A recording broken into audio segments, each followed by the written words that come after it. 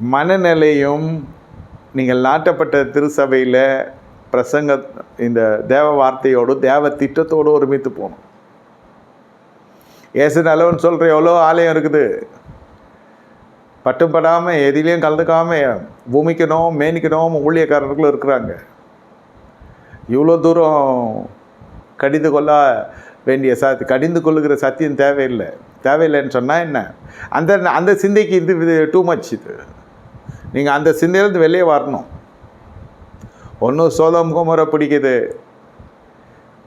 Sodom Gomorrah பிடிச்ச மனுஷன் அவன் நீதிமான் தான். ஆனால் அவனுக்கு சோதோம் கொமோரா பிடிச்சிச்சு. தீர்க்கதரிசிக்கு லோத்தை பிடிச்சிருக்கு, கர்த்தருக்கு ஆபிரகாமை பிடிச்சிருக்கு.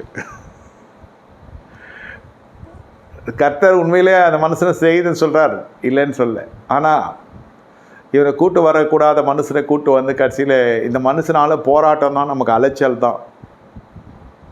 இதை மனுஷனாக மட்டும் பார்க்கக்கூடாது, உள்ளே இருக்கிற இருதயத்தில் இருக்கிற உலகத்தையும் பார்க்கணும். இங்கேருந்து நீ எதையும் நினைக்குது இல்லையா மனசு முழுவதுமே இந்த மனம்தான். நான் ஒன்றும் எடுத்துக்கொண்டு வரல ஆண்டவரே, நான் ஒன்றும் எடுத்துக்கொண்டும் போகிறதும் இல்லை. நடுவில் வந்தது எல்லாம் நீர் கொடுத்தது. அதை தக்க வைக்கிறதுக்கு ஞானத்தை கொடுக்குறீர். என்ன இந்த மனுஷன் ஒரு நாளும் என்ன சொல்கிறது, இந்த சொத்தெல்லாம் போயிடக்கூடாதுன்றதுக்காகலாம் ஜெபம் பண்ணல. வாழ்க்கை தீட்டு பற்றக்கூடாதுன்றது தான் முழு கண்ணோட்டத்தில் இருந்தார். இதுதான் உண்மை.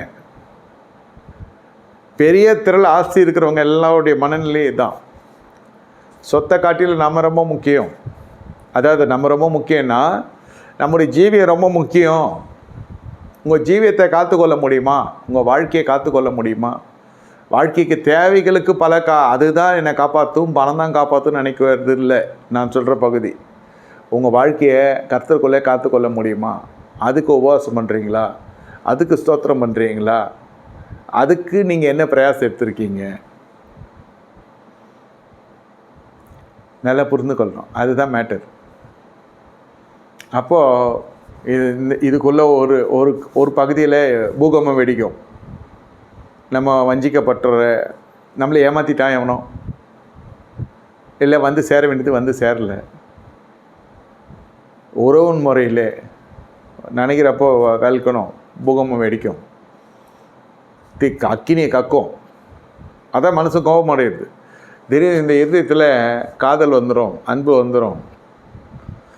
சொல்கிறேன், அதான் அசைக்கப்படுறது. திடீர்னு சோகம் வந்துடும், அதான் அழுவுறது. மழை பெஞ்சிடும், மழை மாதிரி ஆகிடும். பிரியமே ரூபவதியே